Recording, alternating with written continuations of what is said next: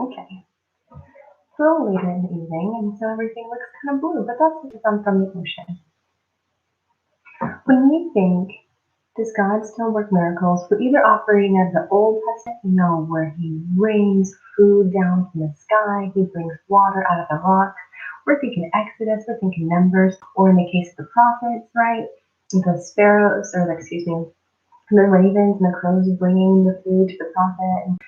Or, we're thinking of the miracle of Jesus being in the furnace with the three Jews, right? We're thinking of these stories. Or we're operating out of the New Testament idea of miracles, right? God has brought someone back from the dead. He himself, right, comes back from the dead. He heals sicknesses. It's amazing and it's beautiful. Pardon me. And that's amazing. What we don't think about often is the book of Ruth. Ruth is more seen as a day in the life Bible edition, but it is a very true Bible miracle story. And I'm going to share briefly an overview of Ruth's story, and I'm going to share how God worked a miracle in my life, 17th of May, 2021. So Ruth starts out with Naomi and her husband. They go to the land of the Moabites. They go to Moab with their two sons to escape a famine. Well, again, very day in the life, right? It just so had happened that her two sons took Moabite brides. It wasn't supposed to, they're forbidden, but God turns our mess into a message. He does that from beginning to end. The whole Bible is that way. Well, the father dies, the son dies, and Naomi is left, the widow Naomi is left with these two daughter-in-laws. She tries to shoo them away, and one of them goes. I believe her name is Orpha, and one of them stays. The main character of our story, Ruth. Well, then they go back home, where Ruth just so had happened upon the field that just so had happened been owned by one of Naomi's kinsmen, and he just so had happened to take notice of her. And the whole story, this Day in the Life Bible edition, is characterized by, and it just so had happened.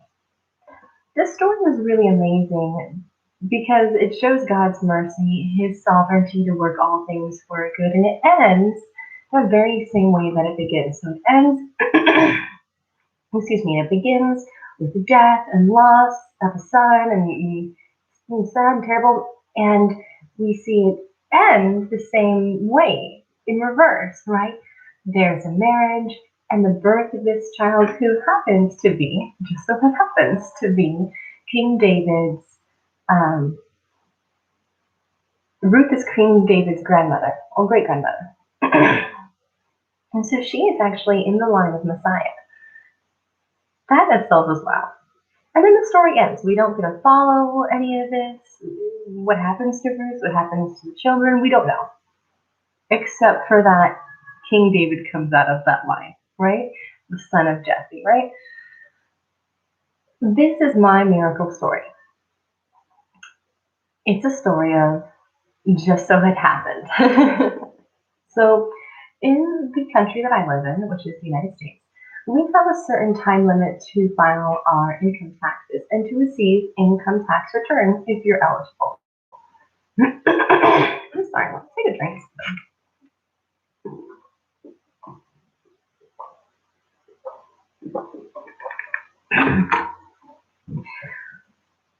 The income tax return date for the taxes for 2017 was May 17th of this year, 2021.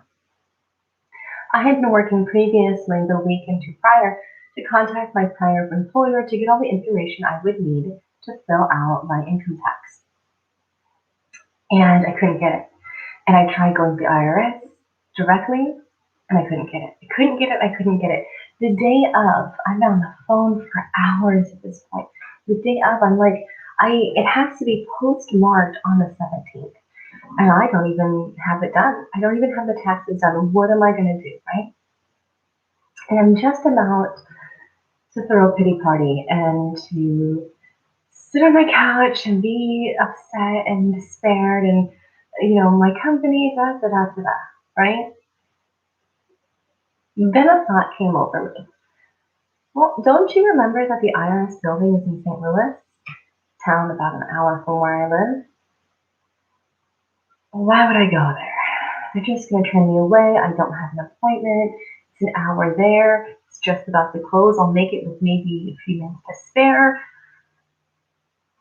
But the thought lingers and it takes hold of me. But I go angry. Not angry, but I'm like, they're going to turn me away. They're going to, but you know what? Let them turn me away. I'm going to go, but let them turn me away so that way I can say in front of you, God, that I tried my best. I did everything that I could for my family. So let them turn me away, God, but I will still go. I'm running low on funds at the time. So gas there and back to a city that's pretty far away. Not really far away, but the trek. But I get in my car with all my documentation and I go. GPS said that I would get there with like 7 minutes before the building closes down. Mind you, I have no appointment, but I get there with far more time. I get there about 25 minutes before it closes. I come up to the woman and I ask her, and she asks me, do you have an appointment? And I tell her, no, I don't have an appointment. And I'm waiting for her to turn me away. And then she pauses and she goes, I think there's someone still here. Someone had just so happened to be there. And they just so happened to be free to be able to take me last minute, literally last minute. Like there's like 10, 15 minutes before the building closes. Like it is last minute. But somebody had finished their work early and they hadn't left the office, so there was somebody available. And they would take me. So I sit down in the office. It's actually the same woman who had helped me before.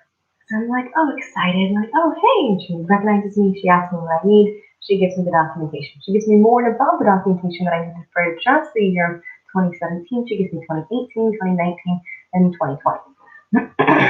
So I leave. I'm ecstatic. Previous to me getting there, I also had prayed for parking. Parking in the city is really crazy, and I could spend $20, $30 paying to park someplace that I'm only going to be in for 10 minutes.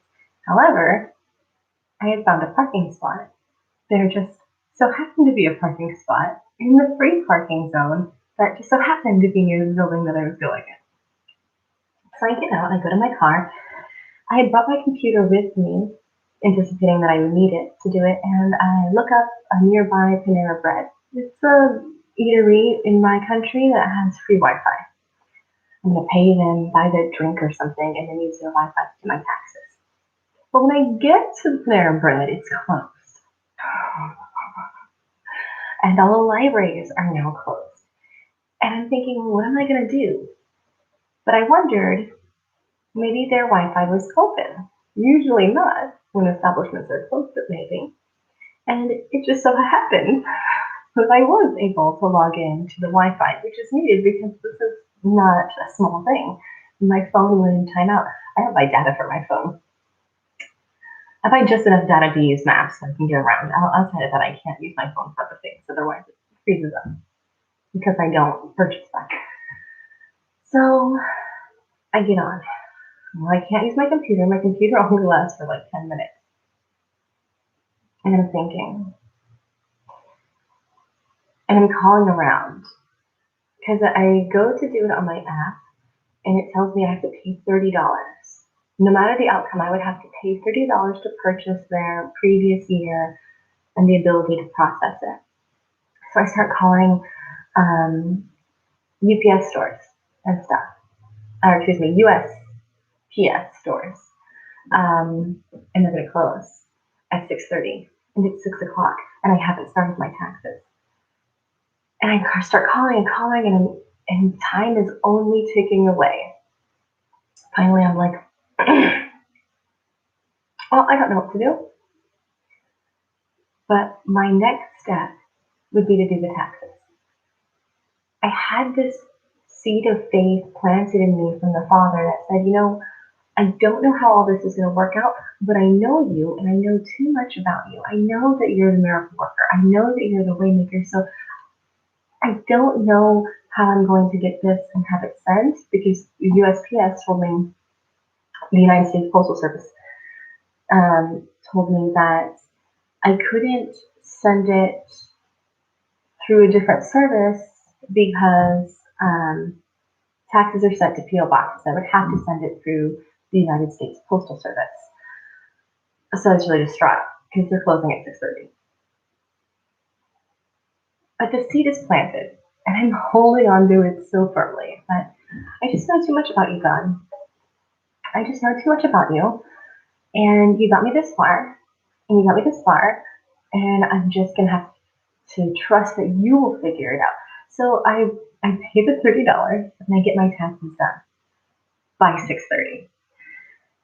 And I'm like, well, obviously I can't send them through the United States Postal Service because they are now closed.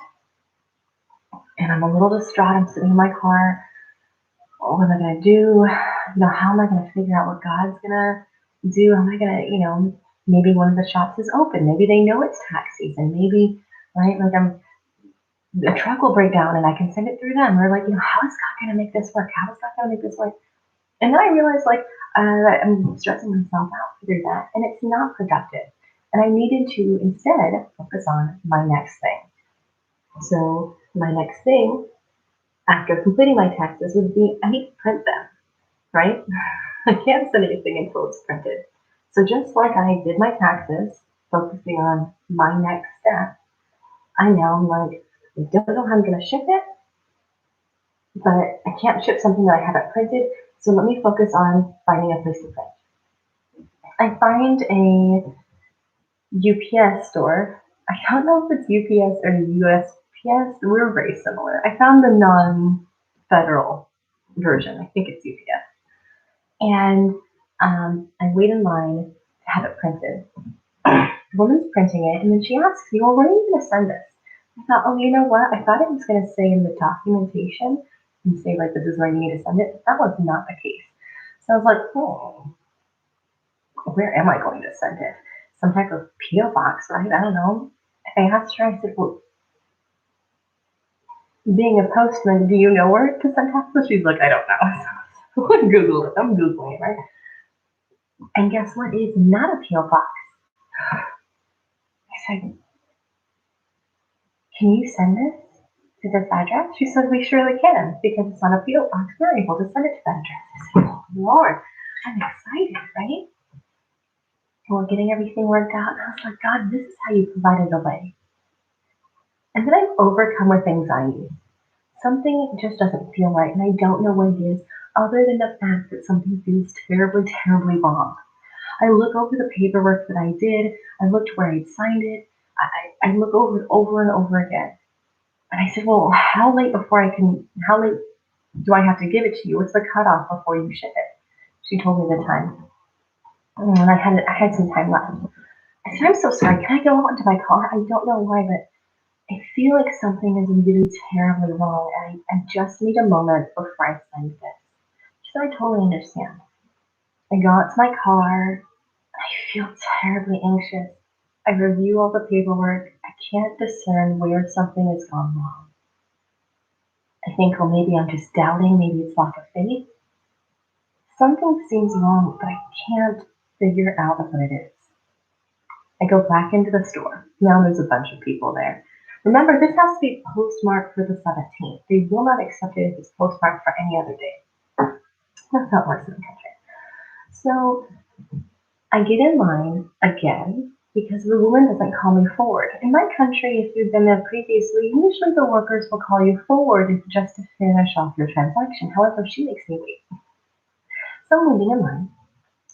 I'm feeling a little irritated because I hadn't anticipated so many other customers coming in, and now we're drawing close to the time that she had said I would need to have this package in for it to be picked up by this truck tonight and be postmarked for the date for today, which was 17th of May. There's a man who's also co-working with her, and he calls me forward. I'm a little irritated because since he wasn't the person that I originally worked with, how is this going to work? He doesn't really know what's going on. But I'm thankful that he's called me forward. Together we look at the paperwork. I look at the address, double, triple checking every detail that I can, knowing that something in my heart doesn't feel right, but trusting in God that I guess it's good. Don't know why. Maybe I'm having a doubting Thomas moment. Can I see the package one more time? I'm so sorry. I just need to see it one more time. He says, yeah, sure. I look at the package. I'm horrified. I said, the date says 18 May. He says, our trucks have already left. I said, oh, I guess I don't mind really if it leaves tonight or tomorrow, but I was told that it would be postmarked for 17 May. He said, yeah, but sometimes just due to scheduling or issues, the truck actually already left the site.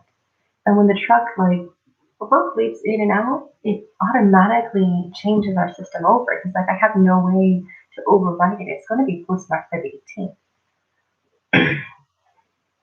And I'm stunned and I'm heartbroken.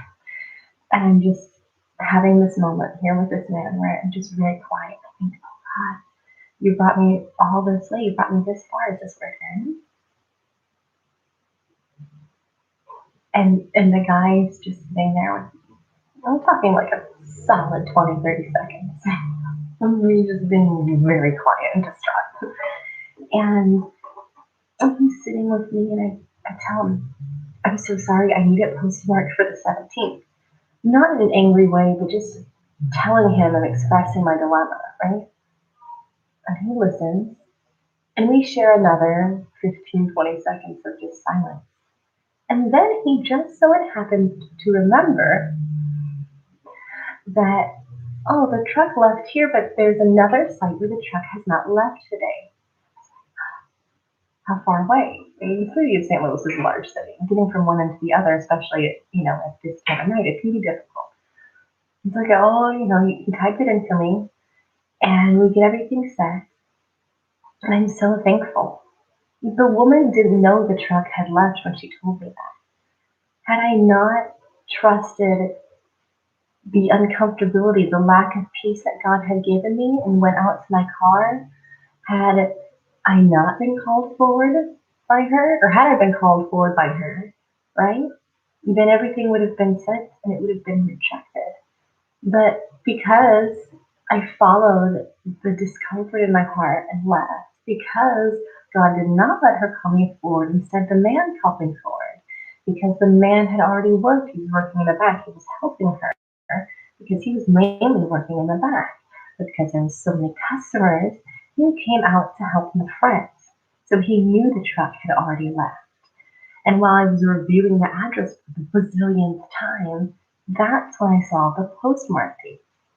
So it hadn't occurred to me to check it, because after all, she had said that. And then God, so it happened to tell and remind this man and give him this knowledge and bring it forward to the front of his mind that, well, there's another location. So I get to the other location, and praise God, I went to the first location first. There's no printing. It's a special shipment location. You can literally just ship things there. You can't do anything else other than ship. It has to already be packaged, has to already be good to go. They print literally labels. There's nothing. You print labels and you ship it.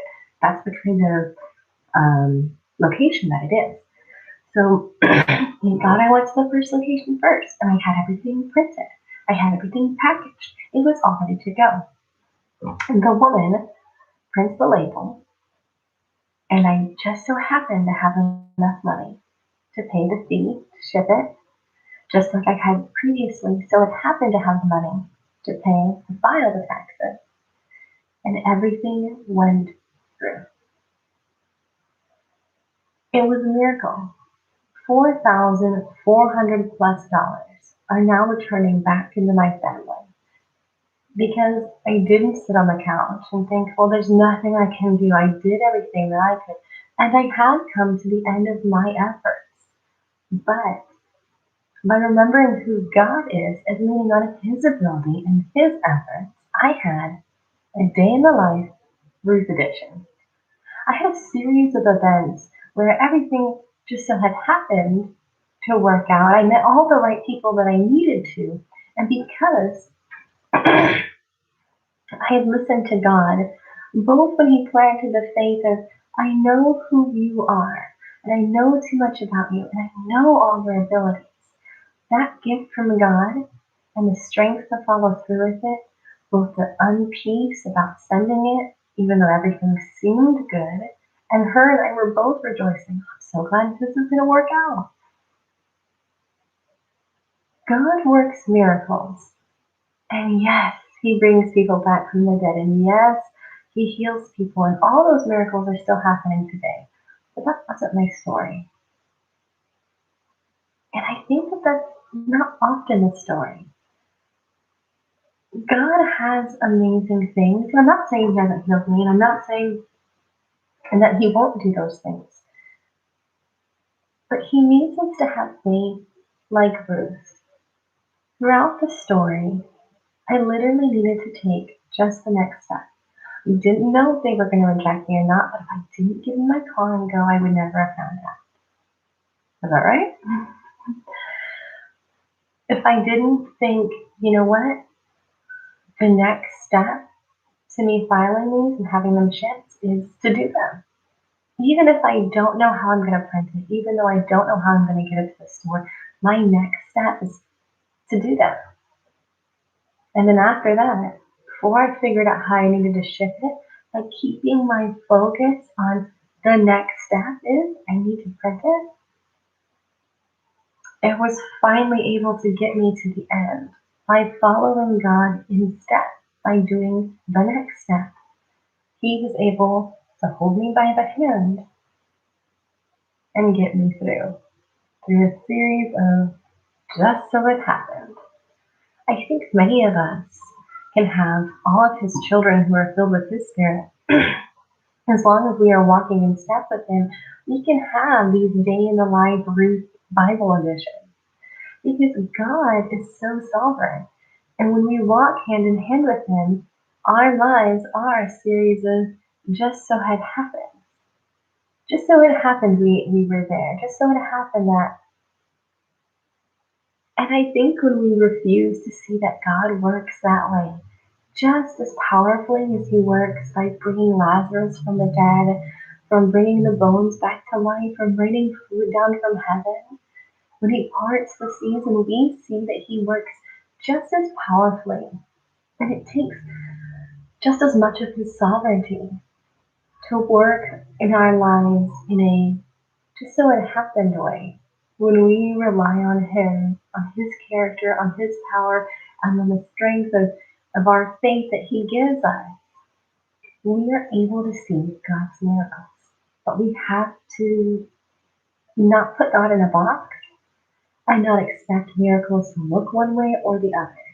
We have to let God do what God does in the way that he wants to do it in that time for that person.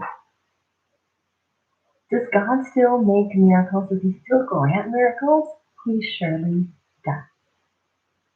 Read your Bible, learn who he is, so you too can say, I know too much about you, God. The Jewish boys, before they were thrown into the furnace, they said this to the king. And they said, our God is mighty and able to save. What a bold statement. They're about to be thrown, guys, they're about to be thrown into a furnace that had been heated like a bazillion times. It was way more hot than, I just realized this is really dark. Maybe, oh, that's good.